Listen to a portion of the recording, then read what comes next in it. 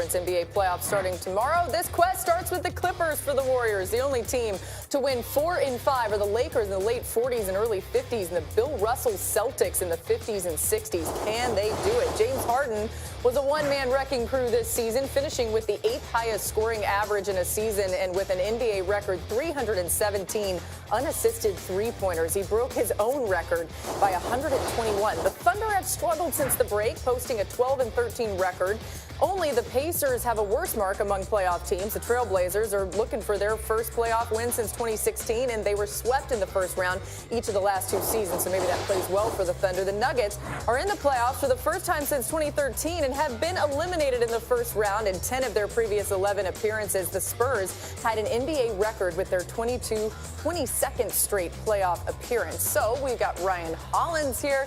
We got Damon Jones. Maybe a little smack talk coming up with these two. We'll get to that in a second. I think we all agree. And look, as an NBA fan, I'd love to see it be somebody other than the Warriors just for a little change up. But we agree that it'd probably be the Warriors in the Western Conference Finals. So, Damon, we'll start with you. Which team did they play? I think they're going to play the Oklahoma City Thunder. I think they're going to get through their first 2 rounds to get to the Western Conference Finals, and I think it's going to be a great matchup. I don't think that Golden State's going to steamroll OKC. I think they have Russell Westbrook, who's my favorite.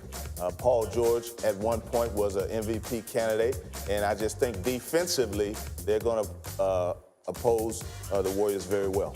What do you think, Ryan? Jones, man, I actually agree with you, brother. I actually agree with you right now. The debate's coming later. It's not so much about Oklahoma City as much as it is about the Nuggets. And the one thing they lack is playoff experience. Paul Millsap may be the lone guy there, and obviously we know he's had health issues all season long. Also, the style of play in which you win in the NBA in the playoffs is versatility.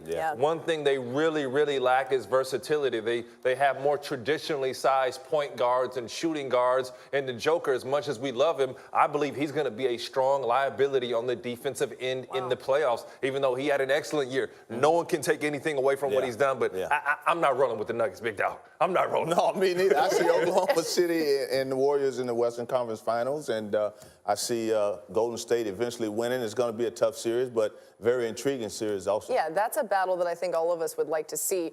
Something that everyone's still trying to figure out is exactly what's happened with the Lakers. And I want to get both of your takes on this. With Magic and his unexpected resignation, you played with LeBron, you coached LeBron.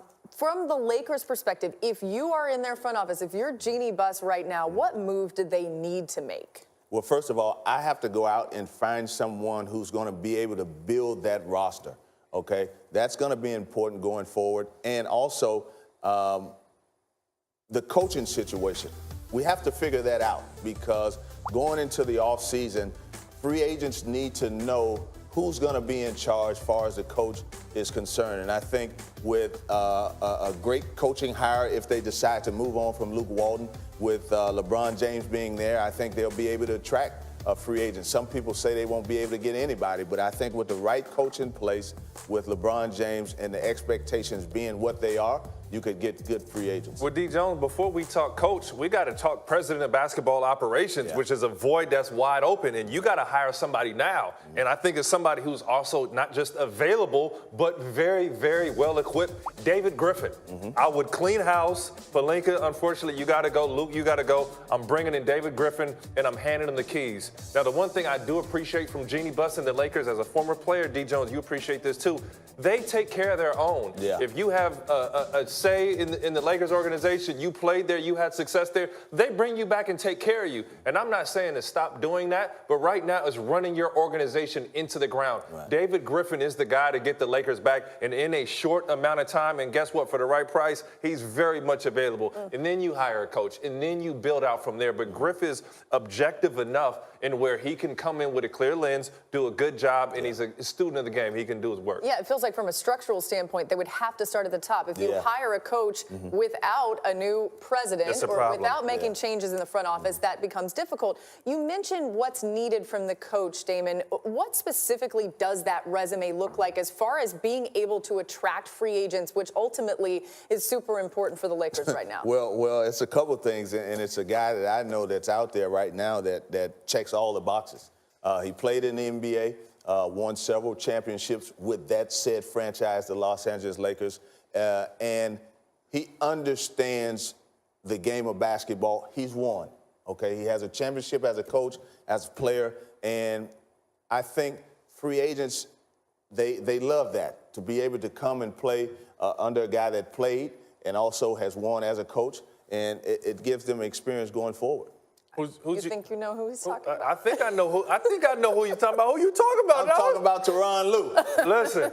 That's who I'm talking about. Well, I got two candidates, and Tyronn Lue is high on my list. I played for T. Lue twice in Boston and in L.A. He's going to tell it how it is. He's not going to sugarcoat it for LeBron, for anybody, and he's had success. He's won championships, and he knows L.A. I would not be mad at that. The second candidate, Mark Jackson. Why?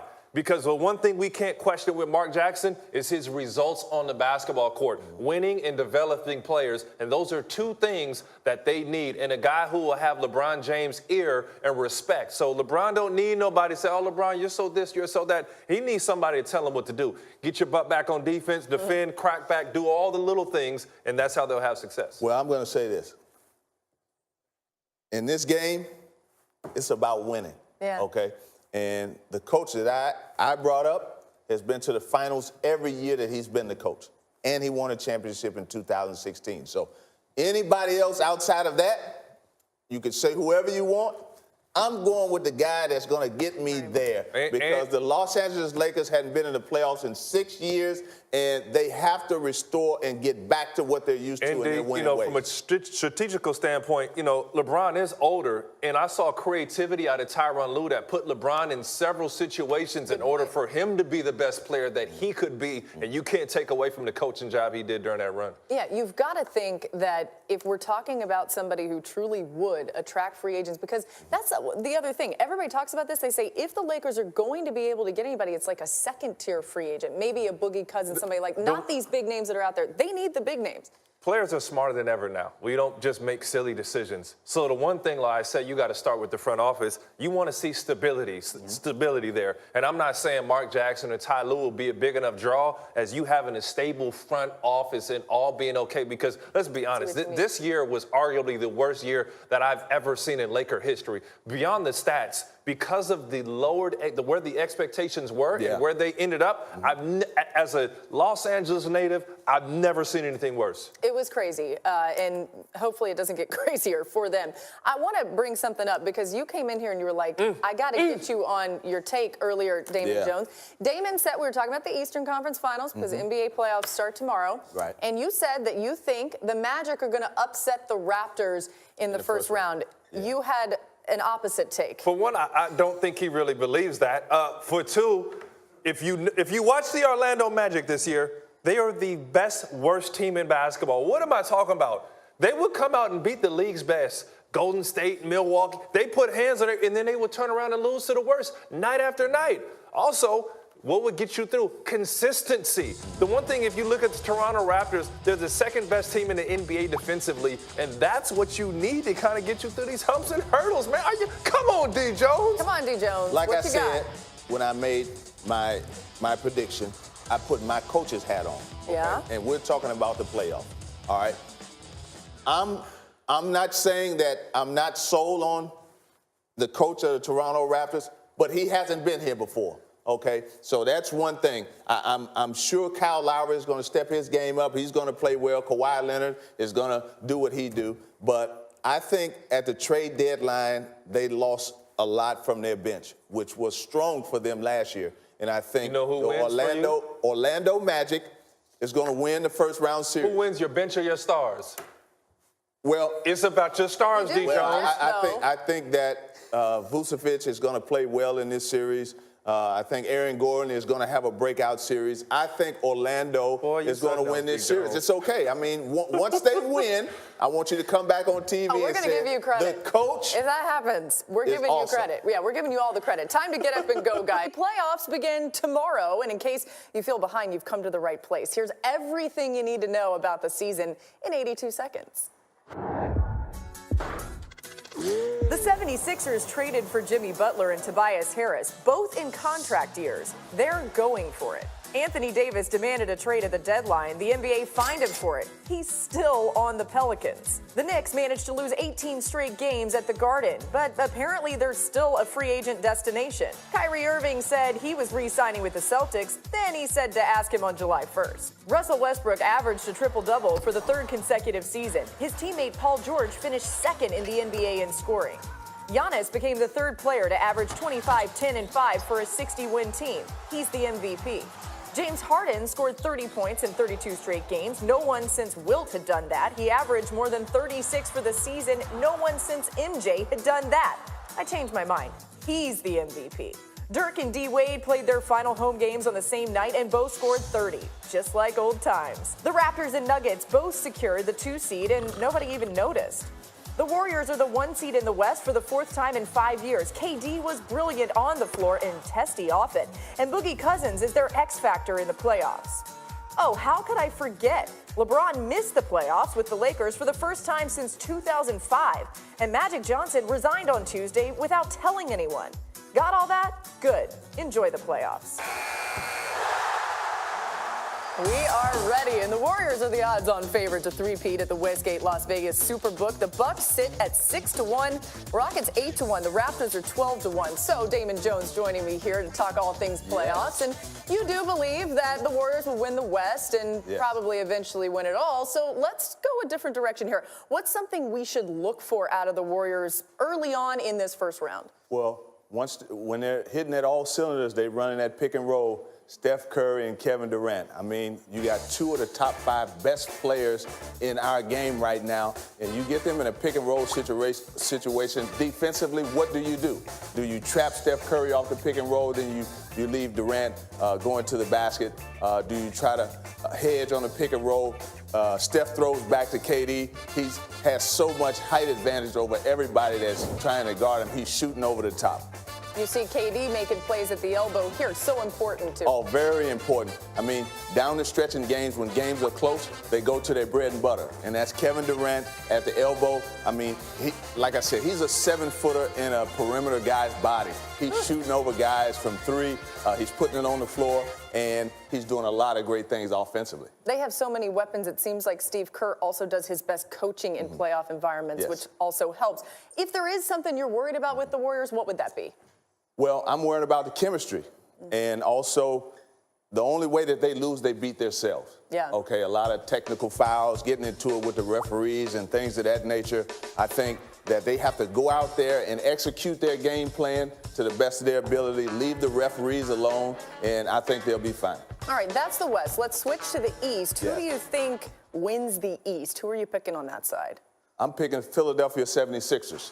And my reason being is they have the best player in the Eastern Conference, and that's Joel Embiid.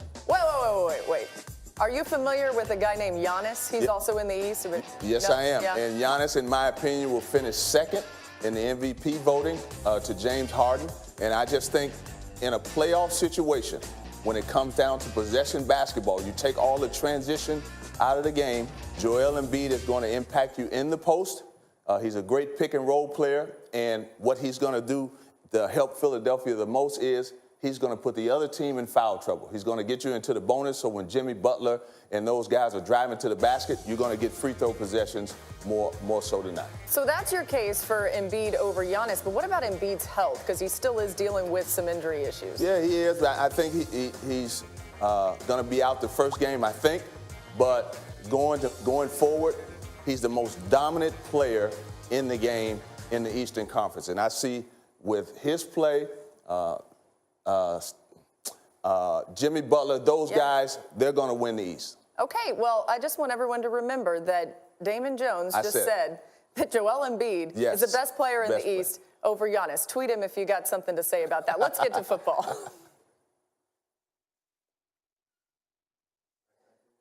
And I'm going to keep walking. There we go. All right.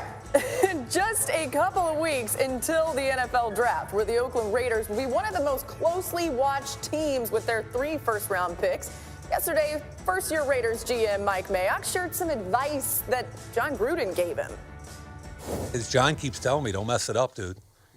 You know, I took a lot of slings to get you 3 first-round picks.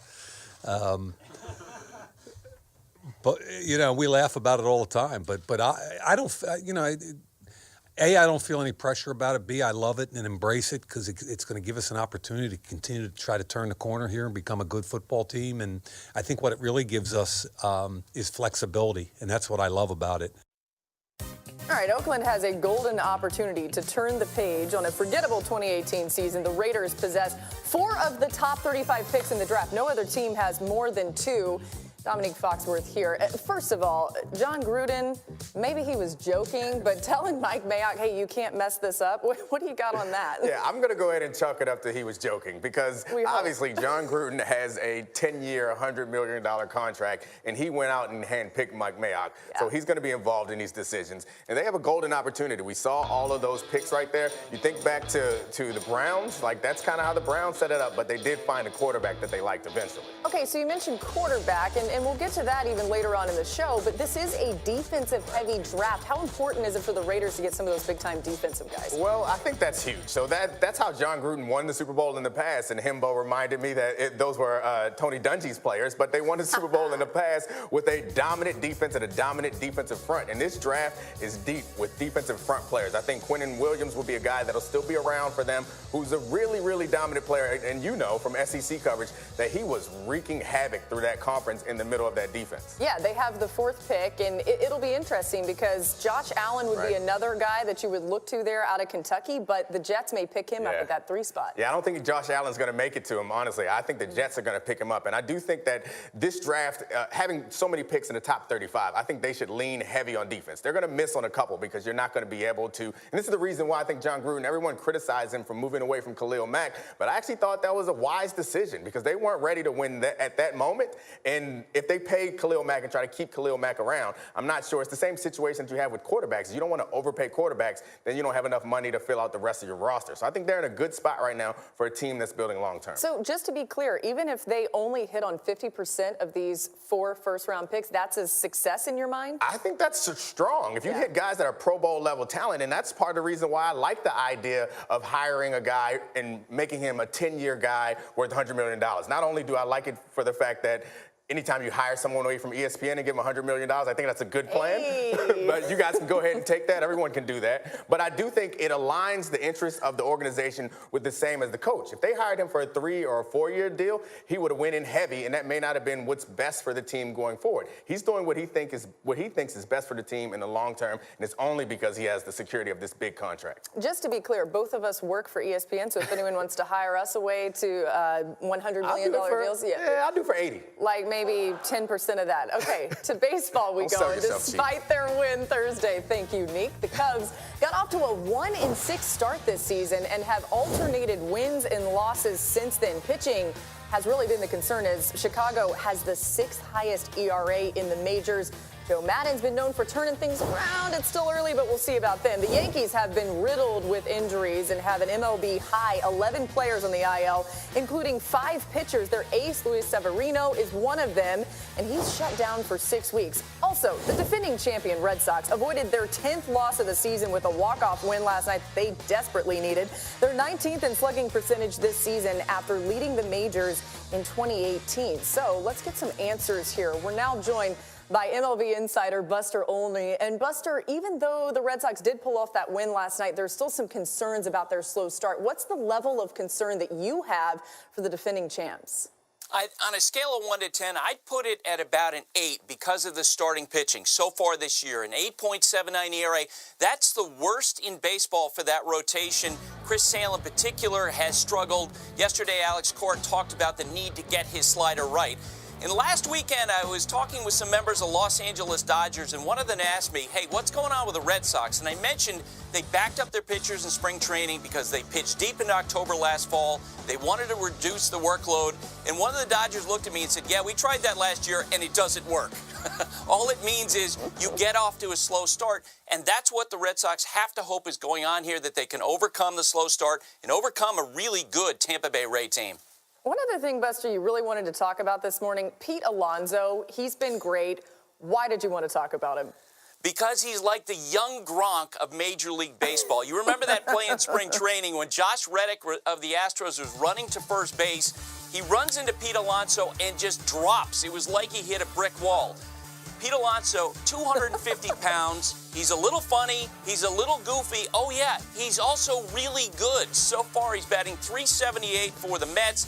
He's got 6 homers. That home run he hit against the Braves last night clocked at 118 miles per hour exit velocity.